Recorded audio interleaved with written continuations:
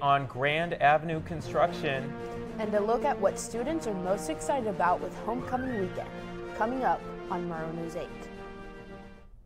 From the Northwest Public Broadcasting Studios on the campus of Washington State University, this is Murrow News 8. Good afternoon to you. I'm Albert James. And I'm Daniela Juliocano. Welcome to Murrow News 8.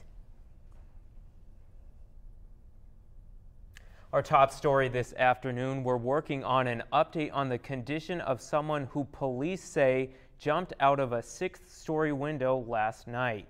It happened at about 6:40 p.m. at the Straight Pyram Residence Hall on the north side of campus. Witnesses we spoke with say they saw the person jump. WSU police reported it as an attempted suicide. We reached out to Pullman Regional Hospital, who could not give us an update on the person's condition. If you or someone you know needs help, you can reach the Suicide and Crisis Lifeline by calling or texting 988.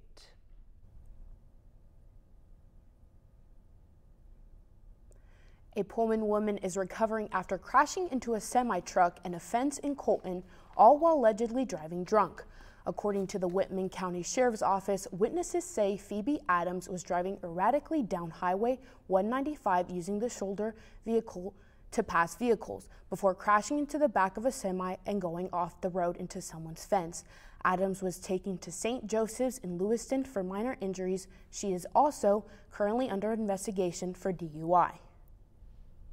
Several highway safety improvements are being planned for US 95 in Latah County. The Idaho Transportation Department Board approved its 2023-29 investment program, which has details planned for the highway project around the state. The agency plans to add a northbound and southbound passing lane just north of Potlatch in 2025, and plans continue to be worked on until 2029. Following the water main break 2 weekends ago, repairs on Grand Avenue continue to snarl up traffic. Murrow News 8's Jonah Oakleaf has more on how it's impacting commuters. The city of Pullman has been tearing up Grand Avenue. Last week they were on the other side of the street and have moved. Now work is scheduled from 7 a.m. to 10 p.m. every day, and even though it's expected to be done by this weekend, I recommend that if you're someone who does plan to commute via Grand Avenue, you might want to find a different route. It is homecoming week. Let's see how students are feeling.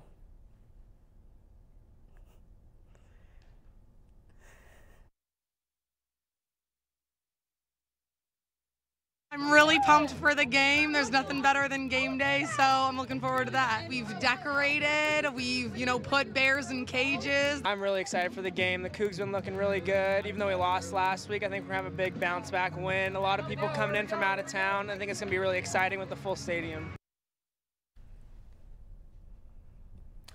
Coming up after the break, an update on Hurricane Ian. And a look at today's weather, next on Murrow News 8.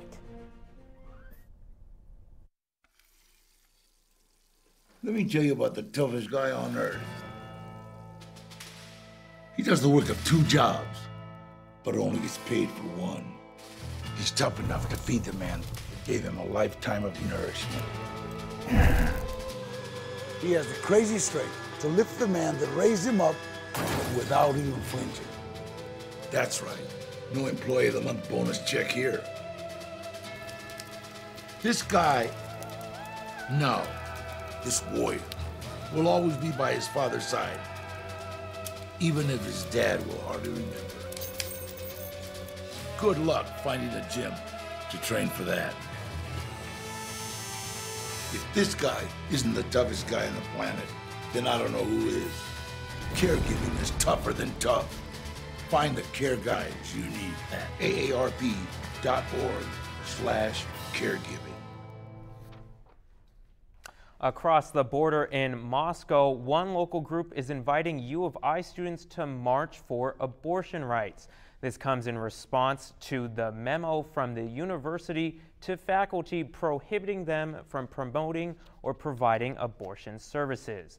The march, held by Bands Off Our Bodies Moscow, will take place on Saturday, October 8th, start at Moscow City Hall at 1:30 in the afternoon. From there, marchers will go to East City Park for a Row the Vote rally at 2 p.m.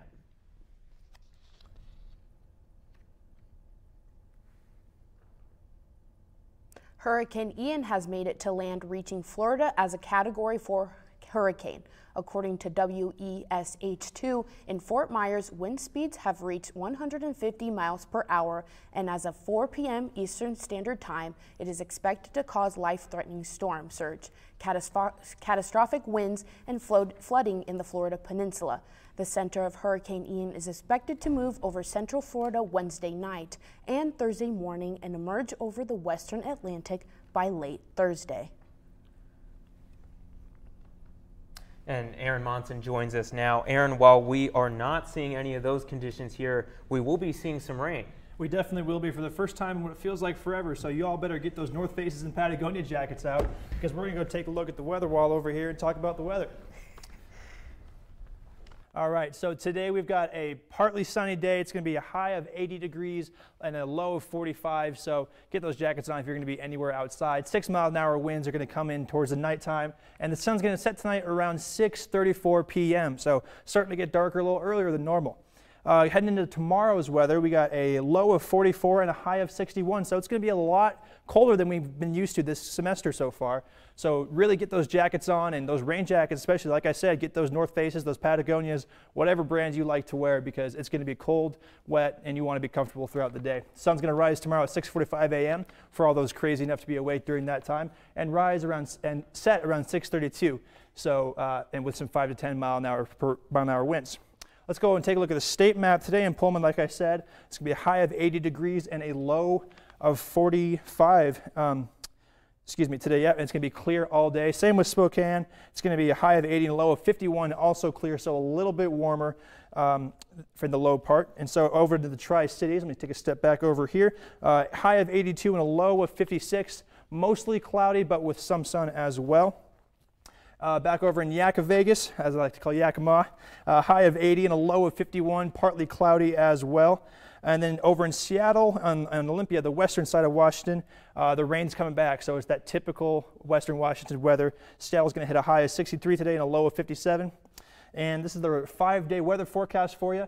Thursday, Friday, pretty cold, but then Saturday, Sunday, Monday, it's going to be pretty sunny. So we're going to send it back to you guys at the desk. Thank you, Aaron. And after the break, a look at the Mariners' final push for the playoffs. And a preview of Cougars soccer's matchup against Colorado. Next on Murrow News 8.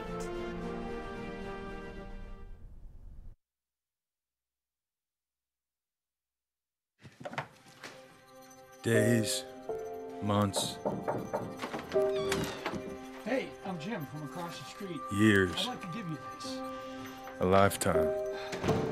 Can rush by without realizing what we're missing. We lose some of the best moments, some that may never repeat. Come on. Or detach from people around us.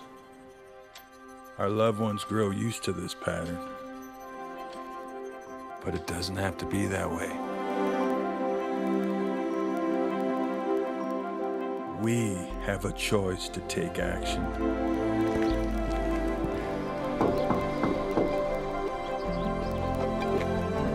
It's never too late to live a full life again. Hear how many of us Vietnam veterans have managed our mental health and reconnected with our families. Visit maketheconnection.net to find out more. Good afternoon, I'm Alex McCollum with sports. The Mariners played the Texas Rangers last night, losing 0-5. According to ESPN, the Rangers had 1 run in the 2nd and 6th innings and 3 total in the 8th inning. They ended with 7 hits, and the Mariners ended with 5, but with 0 runs. The Mariners play the Rangers again tonight at 6:40. According to CBS Sports, rookie outfielder Julio Rodriguez is expected to return from the injury list before the end of the regular season on October 5th. And the wild card race in the American League is coming down to the final games of the season. The Mariners currently hold the 6th seed and the final wild card spot, but they're only 3.5 games ahead of the Orioles with 9 games remaining. The magic number to clinch their first playoff berth in 21 years is 5 wins. Their upcoming schedule sees the matchups against the Athletics, Tigers, and of course today and tomorrow's games against the Rangers. If they want to control their own destiny, they better get some wins. And the first ever Rain City Showcase is coming to Climate Pledge Arena next Monday, featuring the LA Clippers and Portland Trail Blazers. The Trail Blazers will also play Utah Jazz on the 4th and Sacramento Kings on the 9th, and the Clippers will play Minnesota Timberwolves on the 9th and Denver Nuggets on the 12th in their preseason games. This is also the first NBA preseason game at Climate Pledge. Tip-off is at 7:30 p.m. Tickets are available online and doors open at 6. And WSU Soccer plays Colorado Buffalo tomorrow at the Lower Soccer Field in their first conference game of the season. The Cougs beat the Buffalo 2-0 last season in Boulder with goals from Elise Bennett and Alyssa Gray. The Cougs have 3 straight wins against the Buffalo since 2019. They come into this game ranked number 15 in the preseason United Soccer Coaches poll, where they started off number 20. Kickoff is at 7 p.m. And Aaron, you gave us the weather earlier, but how are the conditions looking for the soccer game and the homecoming football game this Saturday? Well, Alex, Well, Alex, it's going to be pretty much the same weather like I said. It's going to be pretty decently chilly for the most part. For football, kicks off at 2:30 p.m. It's going to be about 67 degrees. 8 mile an hour wind, so the wind should not affect the field goals and the kicks too much tomorrow. It's going to be mostly sunny, on Saturday. And then on soccer, on Sunday, it's a noon kickoff. It's going to be about 68 degrees. Wind is still going to be around 8 miles per hour, and it's going to stay sunny. So we're going to see Sydney Studer and the Cougs hopefully take another win against whoever they're playing on Saturday. Back to you guys at the desk. Aaron and Alex, thank you. Up next, Moscow schools are looking for teachers, what it takes to be eligible after this.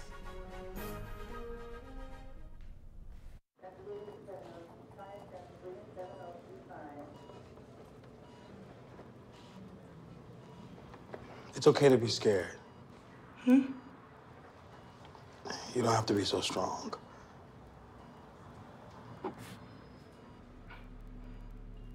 Strength is not optional. This is my mother, my purpose. Real muscle is lifting her spirits between bedpans and bad news from doctors that doubt her strength. Strength is buried in bills, managing meds, and swallowing those moments of, Mom, it's me, your daughter. Remember? My strength is super, but I'm still human, right? Look who's here. There she is. Hey, thanks for your patience. How you feel? If you're caring for a loved one, visit aarp.org/caregiving for care guides and community, or call 1-877-333-5885. So I'll take it. The Moscow School District is looking for substitute teachers after COVID-19 cases have increased. Superintendent Greg Bailey is asking for assistance from the public. Paraprofessionals do not need a college degree. They do in fact need to be fingerprinted by the district, and substitute teachers do need a college degree, or they can be a senior or junior in college.